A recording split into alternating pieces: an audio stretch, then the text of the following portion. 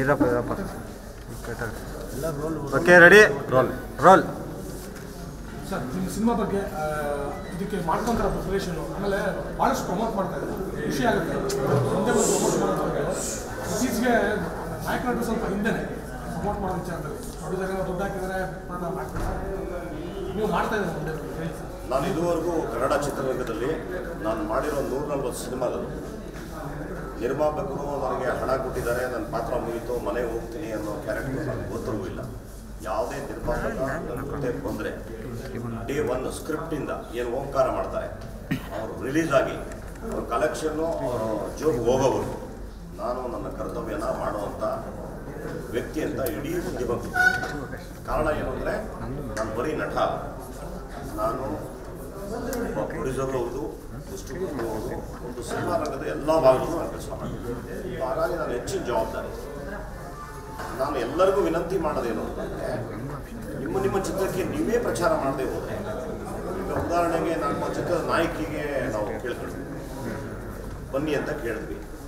ಪಾಪ ಅವ್ರಿಗೆ ಕಾರಣದ ಒತ್ತಡ ಅಥವಾ ಅವರು ಇವತ್ತು ಇಲ್ಲಿರ್ತಾರೆ, ಅವ್ರು ಯಾವಾಗ ಕೇಳಿದ್ರು ಆಸ್ಟ್ರೇಲಿಯಾದಲ್ಲಿದ್ದೀನಿ, ಅಮೇರಿಕಾದಲ್ಲಿದ್ದೀನಿ, ಲಂಡನ್ನಲ್ಲಿದ್ದೀನಿ ಅಂತ ಅಲ್ಲೆಲ್ಲ ಕ್ಯಾಮ್ರಾ ಹಿಡಿಯೋಕ್ಕಾಗಲ್ಲ.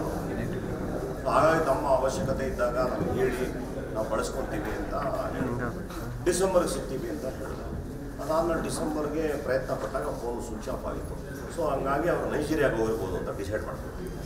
ನಾನು ಎಲ್ಲ ಕಲಾವಿದರಿಗೂ ಹೇಳೋದು, ನಿಮಗೆ ಒಬ್ಬ ನಿರ್ಮಾಪಕ ನಟನೆಗೂ ಕಾಸು ಕೊಟ್ಟಿದ್ದಾನೆ ಮತ್ತು ಆತ್ಮೀಯತೆಗೂ ನಿಮ್ಮ ಜೊತೆ ಇದ್ದಾನೆ. ಹಾಗಾಗಿ ಪ್ರತಿಯೊಬ್ಬರು ಒಂದು ಚಿತ್ರದ ಪ್ರಮೋಷನ್ಗೆ ಭಾಗವಹಿಸುವಂಥ ಗುಣನ ಅಳವಡಿಸ್ಕೊಳ್ಳಿ. ಕಮರ್ಷಿಯಲ್ನೆಸ್ ಬೇಡ. ನಮಗೆ ನಮ್ಮ ಚಿತ್ರ ಮುಗಿದೋಯ್ತು, ಈಗ ನೆಕ್ಸ್ಟ್ ಪ್ರಚಾರಕ್ಕೆ ಬಂದರೆ ಡೈಲಿ ಪೇಮೆಂಟ್ ಕೊಡಿ ಅಂತ ನಾವು ಹೇಳಬಾರ್ದು. ತುಂಬ ಚಿಕ್ಕ ಅದನ್ನು ತಿದ್ಕೋಬೇಕು. ಯಾರಾದರೂ ಇದ್ದರೆ ನಾನು ಬೆಟ್ ಮಾಡಿ ಇಂಥವ್ರೆ ಅಂತ ಹೇಳೋದು. ತುಂಬ ಜನ ಪಾಪ ನೋಡ್ಕೊತಾರೆ ಎಲ್ಲ ಮೀಟಿಂಗಲ್ಲಿ ಅಲ್ಲಿ ಇಲ್ಲಿ ಕೂತಾಗ, ಏನು ಸರ್ ಫಿಲಮ್ ಮಾಡ್ತೀವಿ, ಒಬ್ಬರು ಕೊಡೋದಿಲ್ಲ ಕಲಾವಿದರು. ನಾನು ಅಂಥ ನಿರ್ಮಾಪಕರುಗಳಿಗೆ ವಿನಂತಿ ಮಾಡೋದೇ ಅಂದರೆ, ನೀವು ಚಿತ್ರ ಮಾಡಬೇಕಾದ್ರೆ ಅಗ್ರಿಮೆಂಟಲ್ಲಿ ಹಾಕಿ, ನೀವು ಟಿಲ್ ದಿ ಎಂಡ್ ಪ್ರಚಾರದವರೆಗೂ ಬರಬೇಕು ಅಂತ ಹಾಕಿ ಅಗ್ರಿಮೆಂಟ್ ಮಾಡ್ಬೋದು.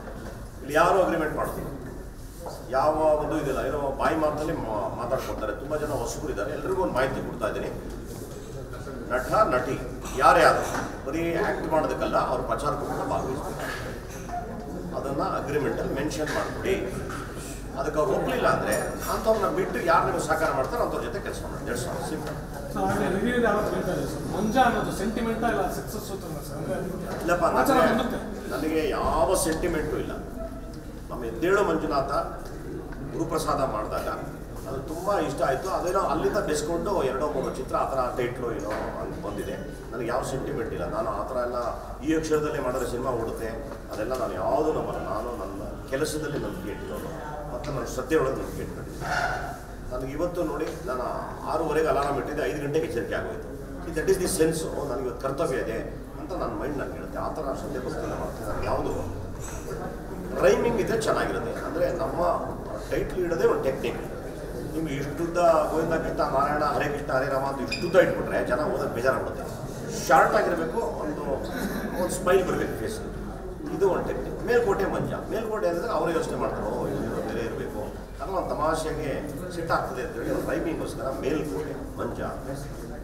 ಜಗ್ಗೇಶ್ ಅವರ ಹಿಂದೆ ನೋಡಿರ್ತಕ್ಕಂಥ ಪಾತ್ರಗಳಿಲ್ಲ, ಅಂದರೆ ಒಬ್ಬ ಕಲಾವಿದನ ಪರಿಪೂರ್ಣವಾಗಿ ಉಪಯೋಗಿಸ್ಕೊಂಡಿಲ್ಲ, ಅಂದರೆ ಇನ್ನೂ ಅವರಲ್ಲಿ ಬೇರೆ ಥರದ ಒಂದು ಪ್ರತಿಭೆ ಇದೆ ಅನ್ನೋ ಒಂದು ಮಾತು ಆವಾಗ ಕೆಲಸದಲ್ಲಿ ಕೇಳಿದ್ರು. ಈ ಸಂದರ್ಭ ಅಂದರೆ ನೀವೇ ನಿರ್ದೇಶಕರಾಗಿರ್ತಿದ್ದಾರೆ, ಅಂತಹ ಒಬ್ಬ ಕಲಾವಿದ ಏನಾದರೂ ಬೇರೆ ಥರದಲ್ಲಿ ಈ ಚಿತ್ರದಲ್ಲಿ ನಾನು ಆ ಥರ ಪ್ರಯೋಗಾತ್ಮಕವಾಗಿರುವಂಥ ಒಬ್ಬ ನಟನನ್ನು ಸೃಷ್ಟಿ ಮಾಡೋದಕ್ಕೆ ನನಗೆ ಸಮಯನೂ ಇರಲಿಲ್ಲ, ಪ್ಲಸ್ಸು ಅವಕಾಶವೂ ಸಿಗಲಿಲ್ಲ ನನಗೆ. ಯಾಕೆಂದರೆ ಒಬ್ಬ ತೊಂದರೆಗೆ ಸಿಕ್ಕಾಕೊಂಡಂಥ ಒಬ್ಬ ಅಭಿಮಾನಿ ಬಂದಾಗ ಅವನಿಗಾಗಿ ಏನೋ ಒಂದು ಮಾಡಬೇಕು ಅಂತ ಒಂದು ಸೇಫ್ಟಿ ಮೆಜರಲ್ಲಿ ಯೋಚನೆ ಮಾಡಿದಂಥ ಒಂದು ನಗುವಿನ ಚಿತ್ರ.